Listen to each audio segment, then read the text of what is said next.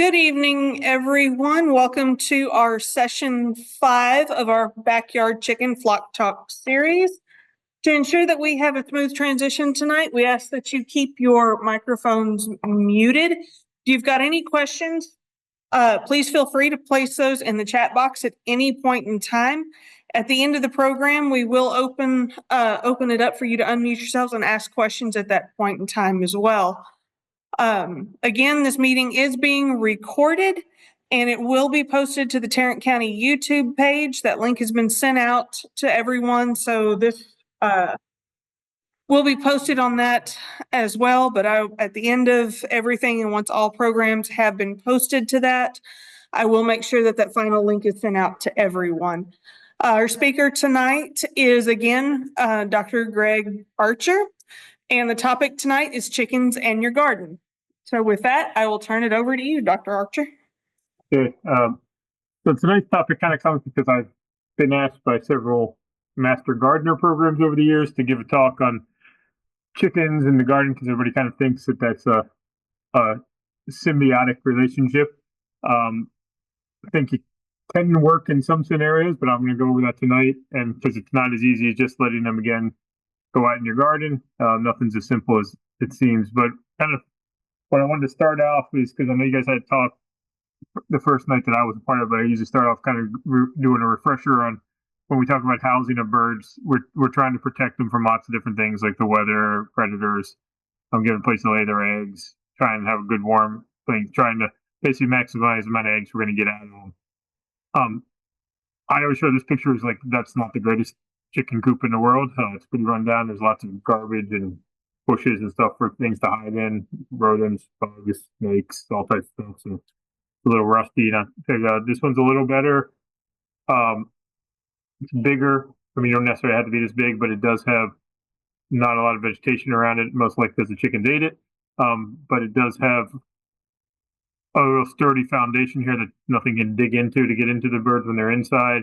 The one thing about this one, and similar to this one, is the metal siding, just to let everybody know, is good, except you need to have a thermal break, like some type of insulation between the chickens and it on the inside of this, and then another piece of plywood or something between the chickens and the insulation so they don't eat that, because if you don't, it just heats up and cooks your chickens, especially down this close to the birds.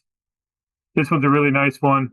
Shows you a lot of different things on it, like it blocks the sun but allows airflow. These are louvers you can open and close depending on the weather. It has vents at the top that allow natural airflow to kind of the hot air to rise and come out the top and suck cool air in down the bottom.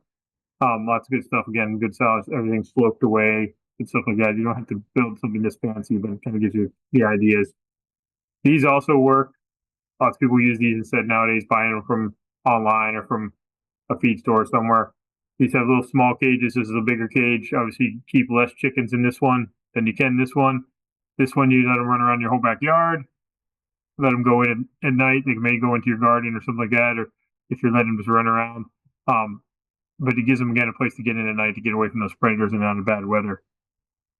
One concept I like to show people, this is on a commercial house, but you don't have to do this. This is just showing this tarp idea. We call these curtains on the commercial houses where you can raise and lower them. So if you had an open side thing like this, you could put a tarp that you could roll down and roll it up, depending on if there's a lot of wind or it's cold out. Trying to give them a windbreak or something like that. You can roll it down, and then in hot weather you could let it off so they can kind of have open air blowing across them. Just be able to control their environment a little better using something like that. We also have little doors like this. Like I showed you on a big one, but where we have them on 2 levels at our farm, where we can open and close them and open up different numbers or however many, depending on how much airflow we're trying to get into the building, or keep it warm when it's wintertime. You can see this is open. See, we kill the vegetation. This actually isn't enough vegetation to kill around if you have a house, you want to put it farther away.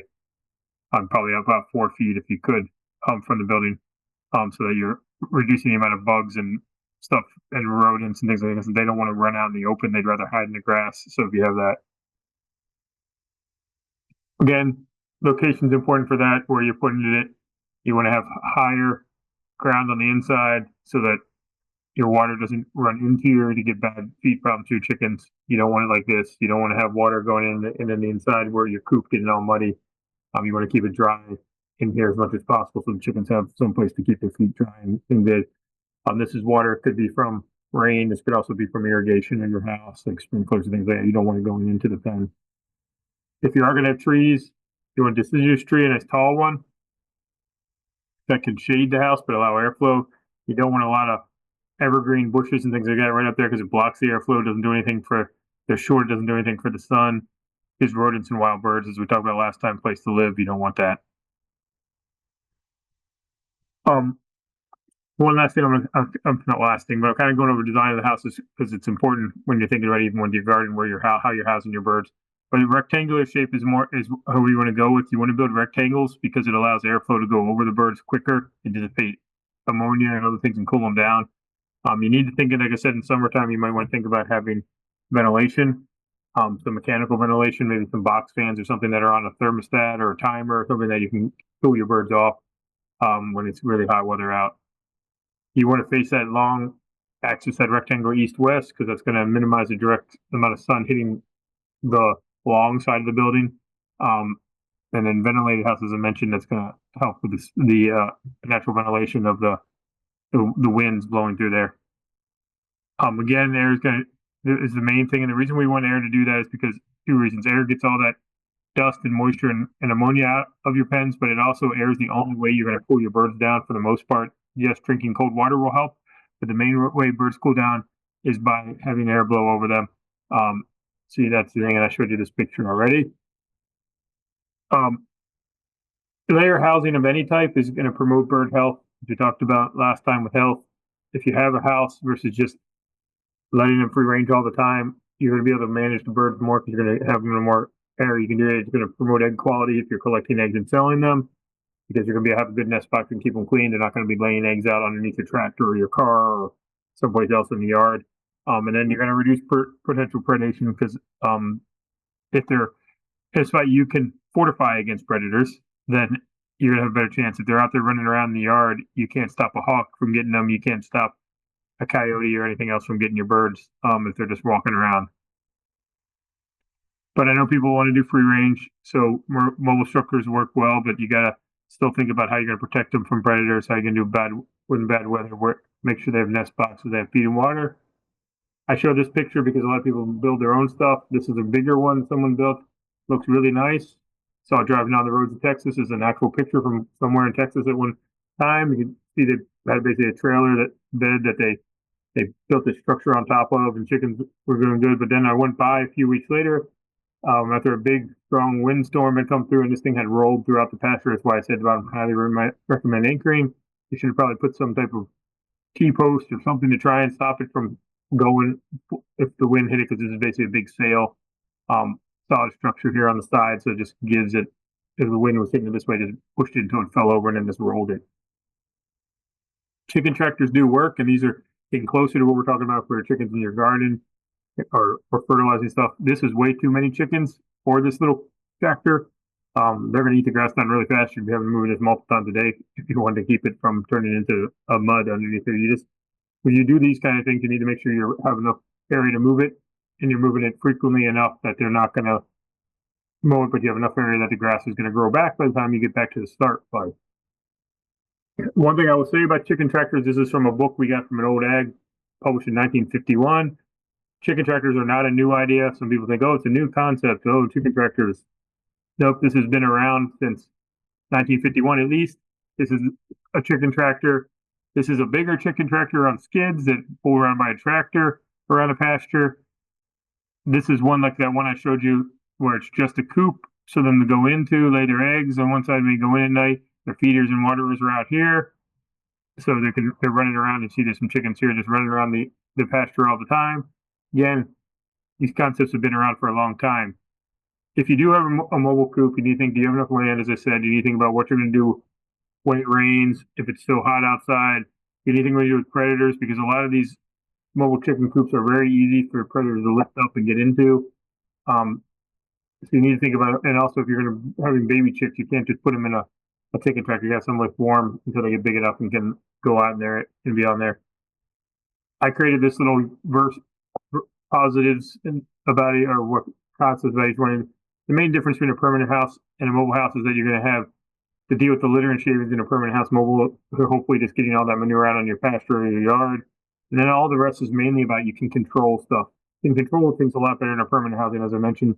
You're a little less control of everything when you're using a mobile house, but you can still do it. You just have to make sure you're doing, maybe take some extra precautions for predators and if it's going to rain or something like that, of what you're doing with that. And you can't have as many birds in those because you have to be able to move them. They can't be extremely heavy unless you're pulling with a tractor. If you are going to use litter, you can use anything that you want to put in there that's going to absorb moisture. These are just some of them. If you're using sand, the last one on there, make sure it's builder sand you buy from like a store. Don't go down to the beach or the river and take a bunch of sand because you don't know what kind of diseases are in that and you bring back to your chickens. So that brings us to the topic of tonight.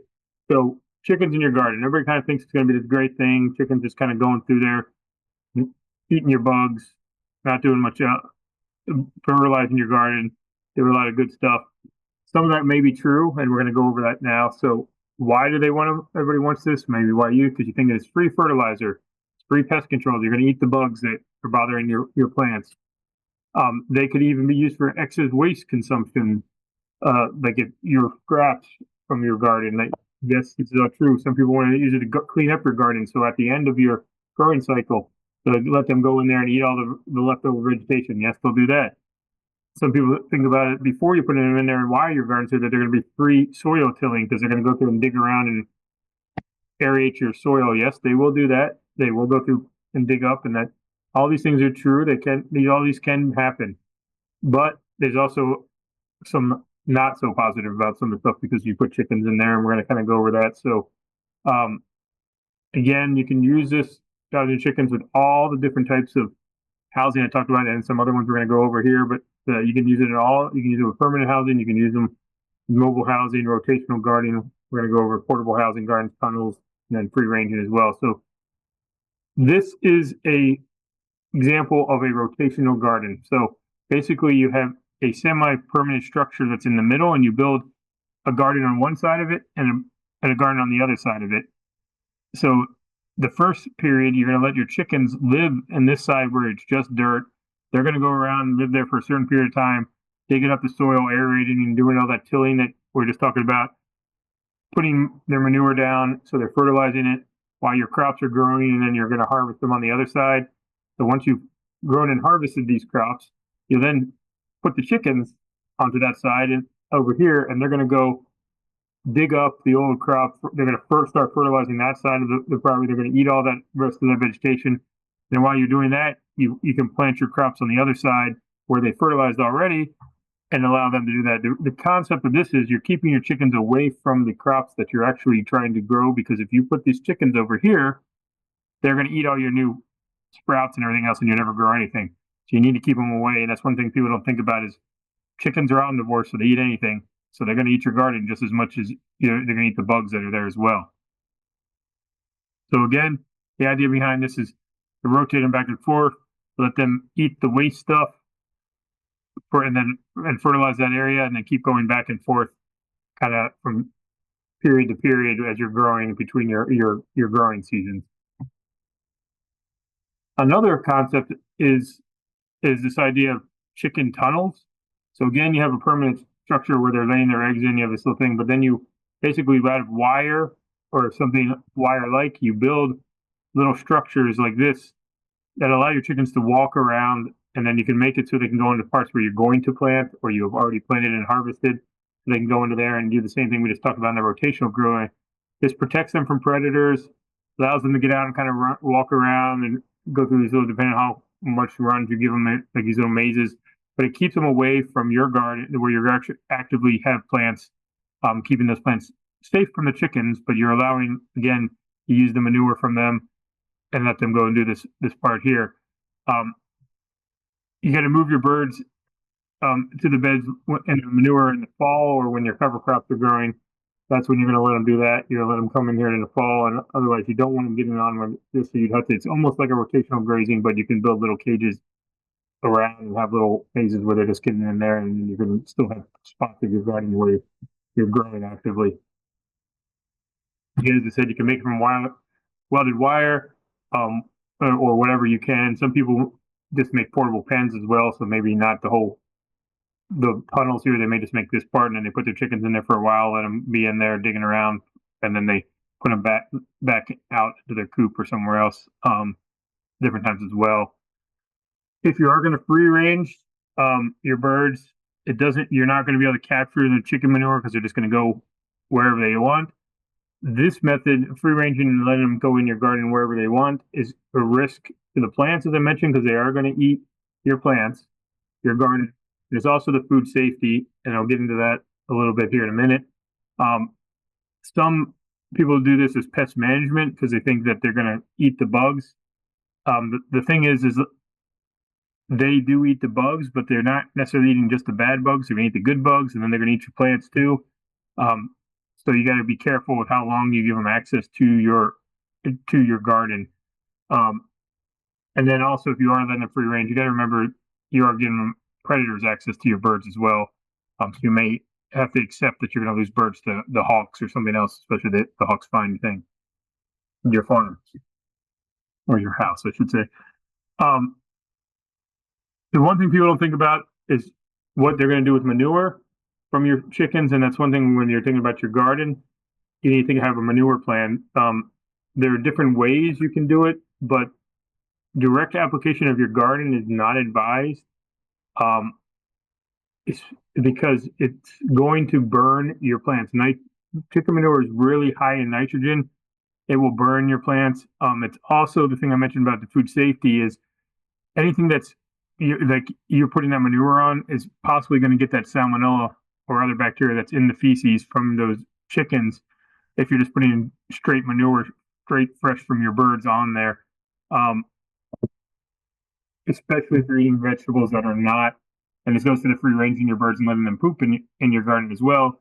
If you're eating vegetables that are not ones that are ground contact ones, like lettuce or carrots or things like that, or as those kind of vegetables too that maybe you're not cooking, like lettuce. If you cook your food, then you should be safe if you're cooking your vegetables. But if you're eating raw vegetables, you're risking that you're getting that salmonella. And a better idea is probably to get manure and collect it and then compost it, and we're going to go over that in a minute, because that is going to allow it to kill off that bacteria, hopefully, and also mellow out the nitrogen a little bit. So chicken manure is made up of all the feed and bacteria and digestive juices and mineral products from that chicken that it's been eating. 85% of chicken manure is water by weight, which again is one of the reasons we have problems if you have a coop and you have to keep your litter dry, is because you're adding so much. If they're pooping so much and you got too many birds, you're going to lead to higher humidity and odors and smells of the ammonia. Now that can lead to bad foot problems, and if they have bad feet, they're not going to eat, and then they're not going to lay eggs. So just going to give you an idea, a single hen is typically going to produce about almost 0.2 pounds of manure a day. So if you take that over a year, that means one hen is going to produce 70 pounds of manure a year. So if you have 10 hens, that's 700 pounds of manure you're going to get a year. So are you using 700 pounds of manure, or what are you doing with that? How are you going to deal with that? And that's just the manure. That's not the litter. In with the manure, that's just how much feces they produce a year. So in a transporter with shelter, like those chicken tractors we talked about, they could be a useful tool. You can move them around. The manure begins, as it starts to build up, you move them to a new spot. It offers the chicken space to graze. It's free fertilizer for your yard or your pasture. You just got to have enough space, and you got to keep moving them around that pasture, and they'll spread that manure around. So it's one way to deal with your manure. Again, kind of give you some ideas about chicken manure. About 8 to 11 pounds of fresh manure is produced by a chicken a month, and that's going to, if for you gardeners out there who think about levels of nitrogen, that's about 0.12 to 0.17 pounds of nitrogen. So each season, most gardener crops require a target of 0.25 to 0.33 pounds of nitrogen per 100 square feet. So a 10 by 10 foot area needs about 0.25 to 0.33 pounds of nitrogen.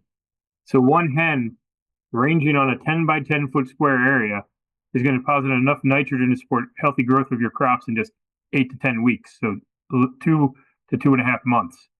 So you don't want to leave more than one hen on a 10 by 10 foot area for more than 2.5 months, because then you're going to get too much nitrogen put down into your ground for your crops.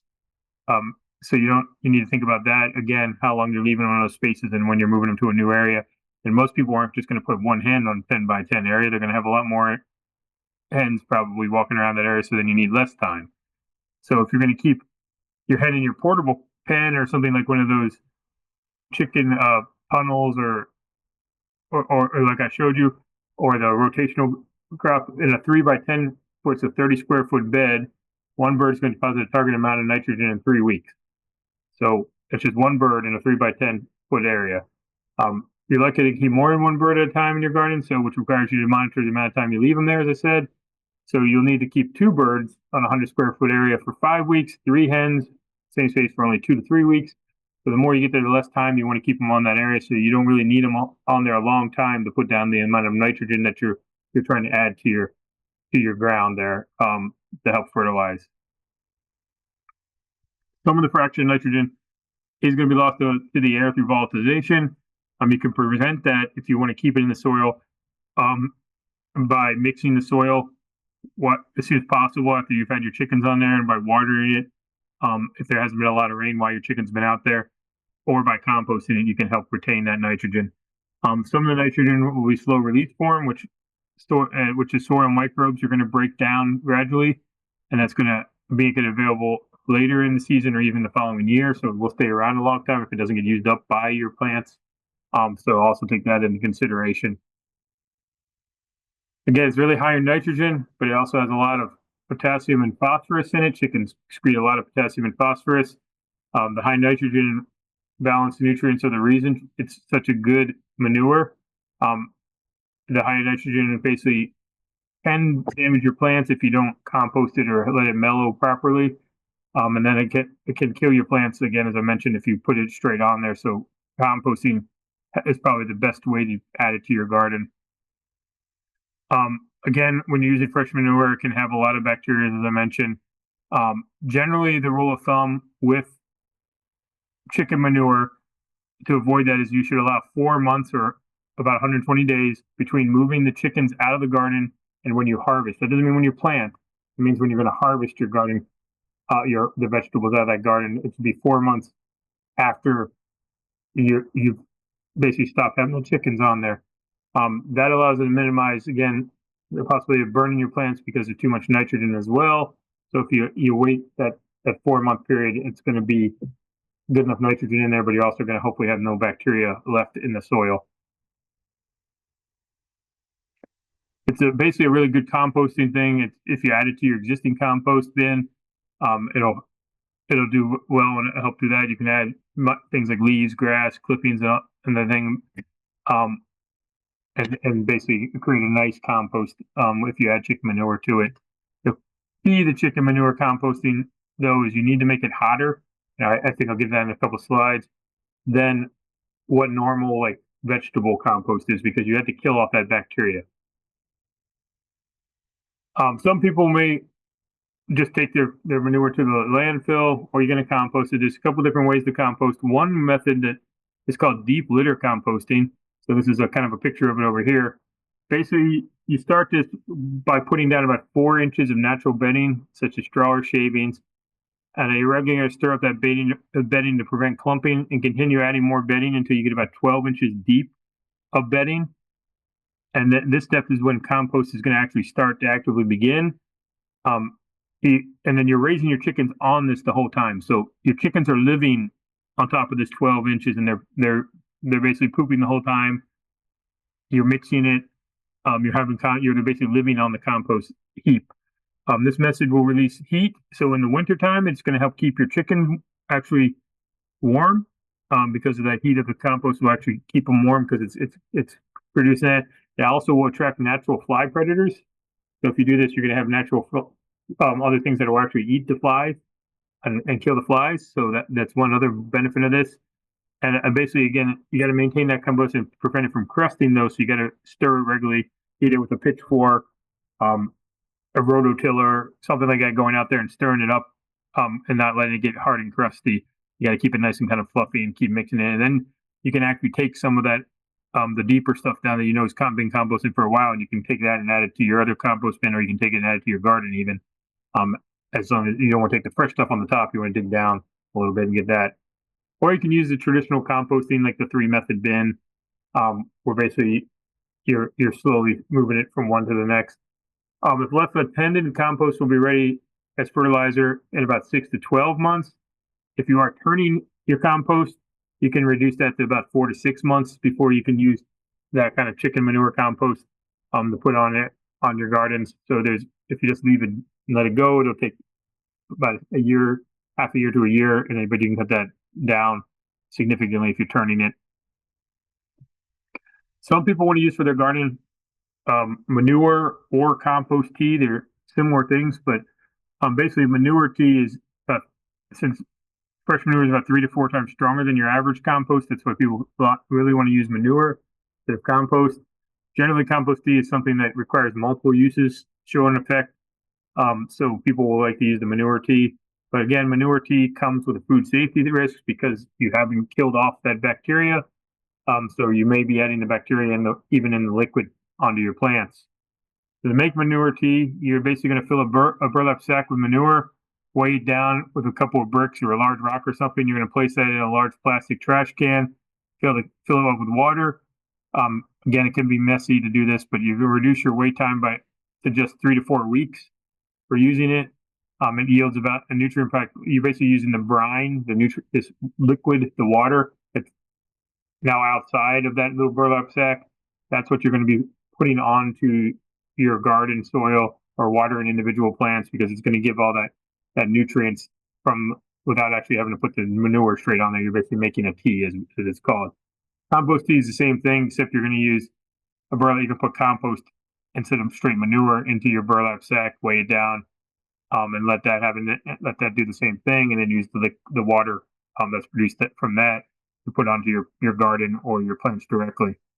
Again, the food safety, as I mentioned, is important, especially in things like spinach or lettuce that you're not going to cook, possibly, that you're going to eat raw, because you can't see it. This is a blown up image.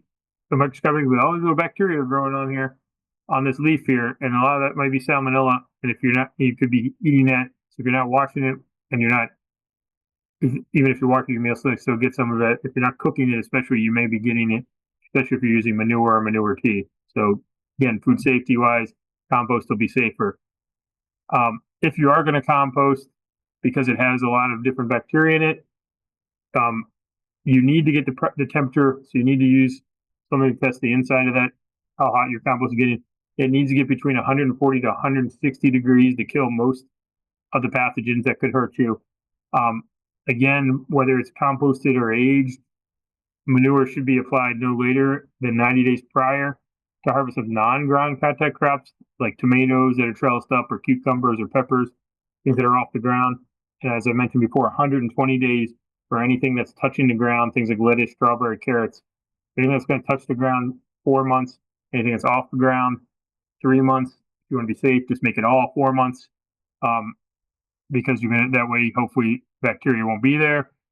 The main bacteria you got to worry about in chickens is going to be Salmonella, Campylobacter.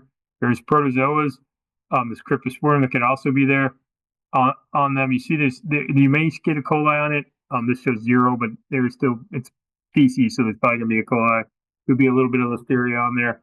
But mainly in poultry, it's a lot of Salmonella and Campylobacter compared to other species where they have a lot more E. coli in them or Listeria, as you see here in cattle.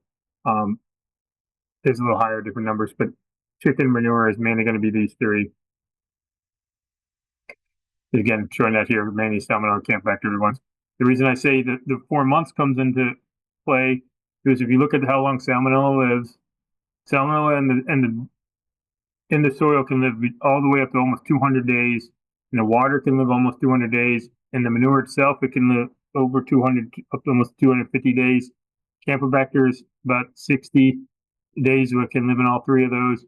That protozoa can live over a year just in there. So that's, again, reason to make sure that you are doing composting rather than using straight manure, because all these can live for a very long time just in the soil or the water or the manure itself. So you want to, if you're just applying them, you got to wait a while to make sure that they're actually dead and aren't there anymore. But if you compost them, you can heat it up enough where you can kill off most of these.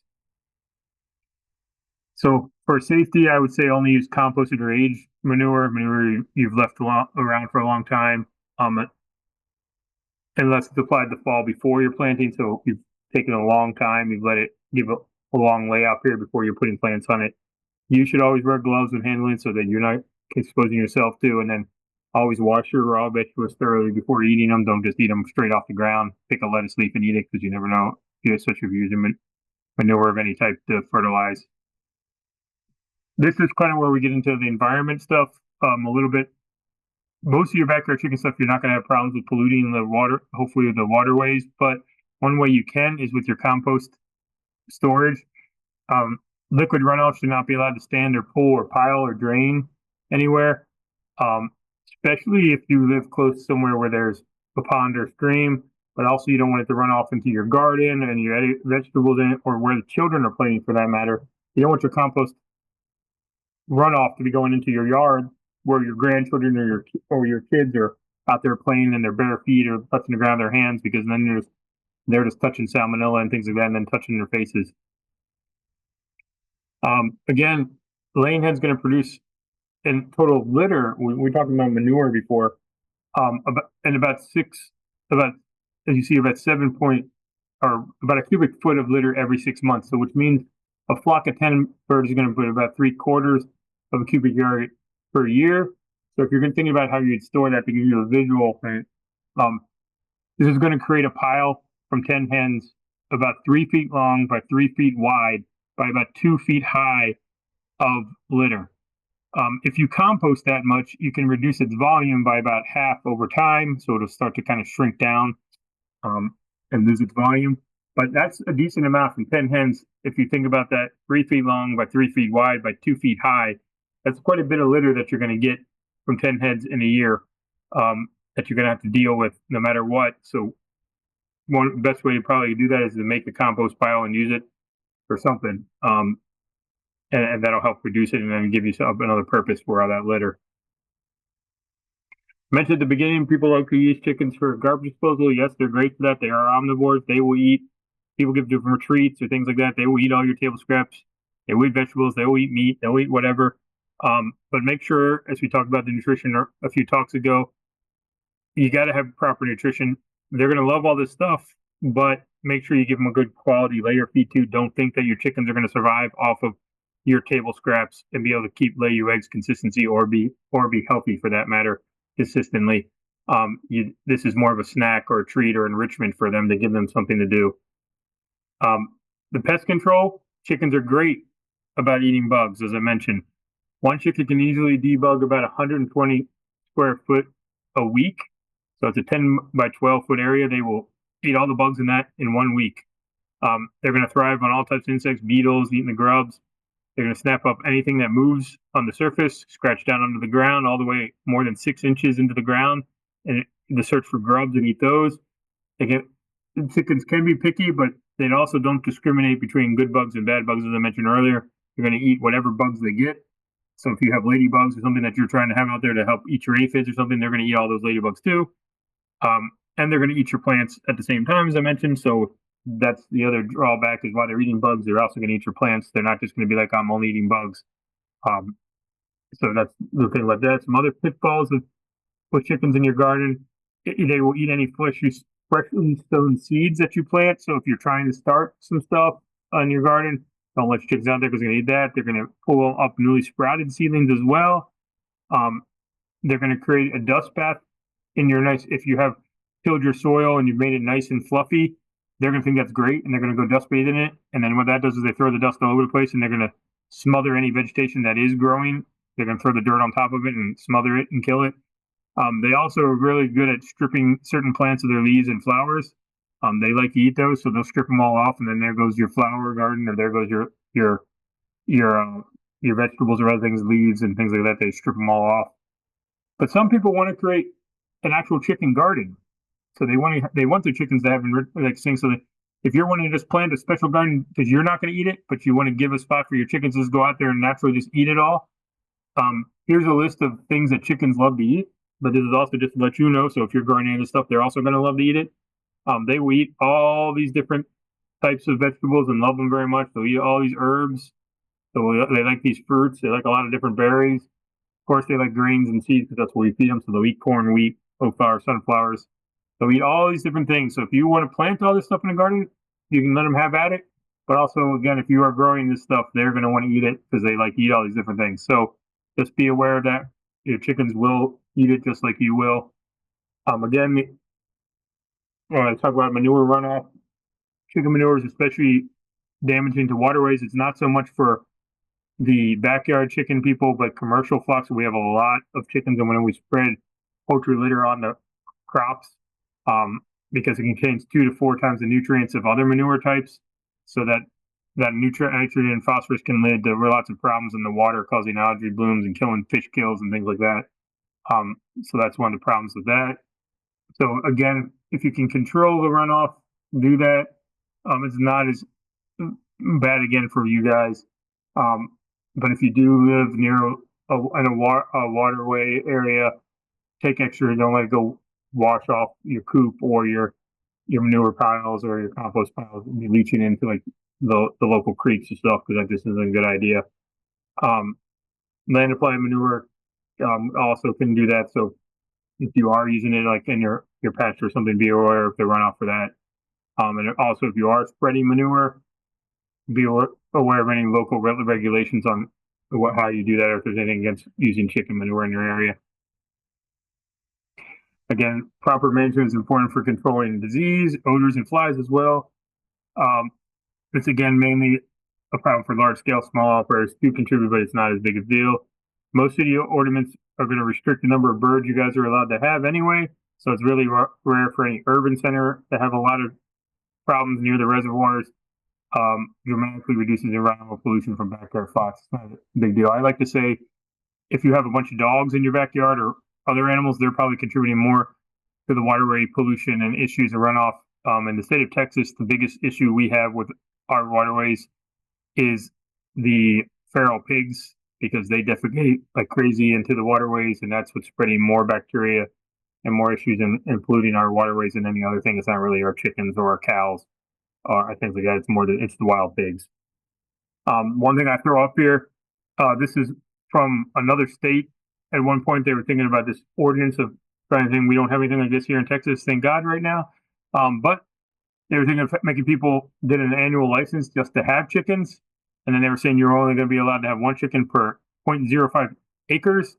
And then they're going to have to be confined away from any like waterways or critical areas at all times. You're going to have to follow some best management practices, which if you look down here, it says things like chicken owners, a coop that must be up to 9 square feet. They must have to be 10 square feet. They cannot be located 15 feet from adjacent property, lots of things like that, bedding. They had some stuff on there that you had to, if you're doing composting, you had to do it a certain way and do stuff. You had to have a nuisance mitigation. You weren't, no roosters. You were, if you broke the rules, any of these rules that they were putting in this ordinance, you're going to get fined, get $250 per infraction. But luckily, the other versions of this ordinance were that they were going to do nothing, and they were just going to let people have chickens how they were having them with no rules. Or the third version of this ordinance was that no one was going to be allowed to have backyard chickens, and they were going to say no one in this state was allowed to have backyard chickens because they were trying to keep their waterways clean. I don't think they passed any of them. I think they just left it as how it was, and that's hopefully how it stays. Hopefully, don't get too much government involvement in everybody's lives about how many chickens and all that stuff. But I mean, there's already enough out there. I did show you guys this the other day about even if there's just be careful with biosecurity. Gonna reiterate that real fast again because AI is a big problem. Marty Ficken again, if you guys didn't get the other night, it's a good person for if your chickens are looking sick. Again, his contact again. And that is it for tonight and the end of this. I went through it really fast. Sorry I was a little late. But I'm here for questions if you guys have any.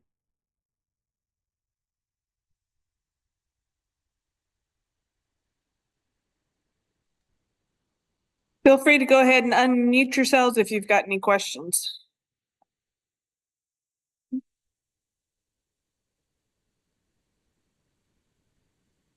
Yes, hey Erica, hey there. So I've been looking into bedding for my chickie ladies, and I've come across some it's called a hemp chicken bedding. Do you recommend that? I mean, it says that it's good and everything. It's like the top 5 and the bottom is like the straw hay bedding. So do you recommend for the best bedding for your chickens?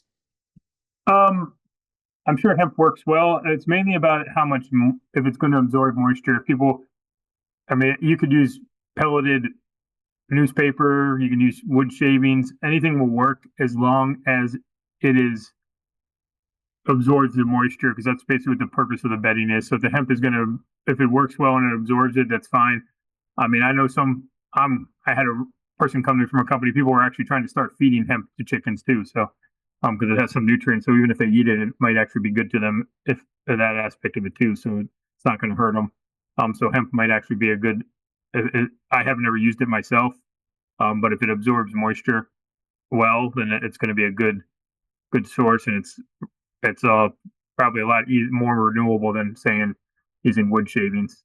It grows faster. Thank you.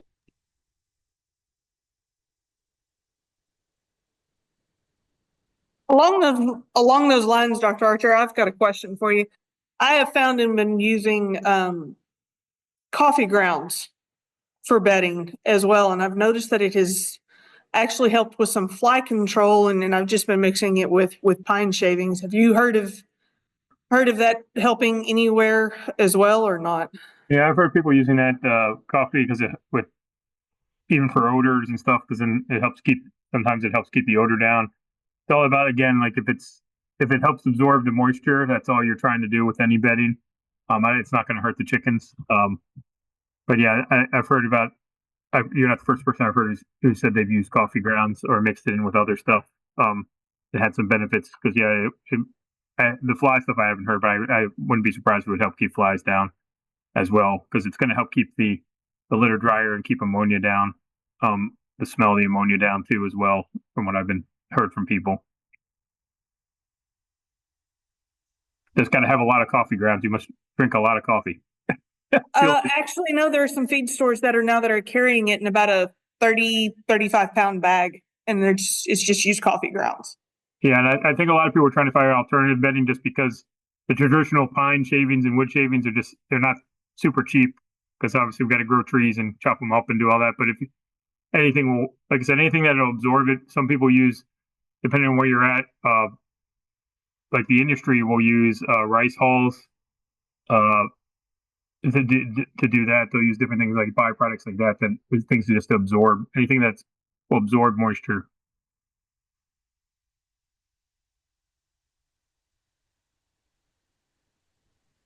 Any other Awesome. questions?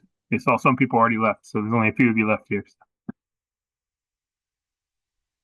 How big is the issue is existing soil in terms of debris and soil type hard dry plan on? Sorry, I'm trying to read the whole thing. Plan on using mulch for bedding. I mean, you're just, if you're talking about just using existing soil and then turning it, and using that initially, I don't think it's going to be really bad. I mean, if you got what I would probably do is add some mulch or wood stuff, or add some sand, to kind of mix it in there to make it drain a little better. If you're worried about drainage, if it's too clay based soil or something like that, to add something else to help it kind of drain. I've seen people do stuff where you add like a couple bags of topsoil and kind of till it in. Oh, you're just putting mulch over. I mean, yeah, if the mulch can work. Again, if it absorbs it, if it's not going to absorb it, you just got to be careful you're not creating a big kind of muddy mess underneath your mulch, and that the chickens are going to, because the chickens will scrape through the mulch and things like big pieces of stuff and move it out of the way. One of the things, when I think somebody mentioned straw. Straw works great as long as it stays where you want it, but it also doesn't absorb that great. It's more about, it lets the manure, the moisture run down through it to the ground, and then you're kind of creating a dry layer above on the top of the wet layer. So you're giving the chickens they're staying on the dry straw, and hopefully all the moisture is going down to the dirt underneath, which would probably be the same thing, I'm assuming, more with mulch. But the mulch will break down over time, just like it will in your garden, and then turn into dirt itself. So it's going to be fine.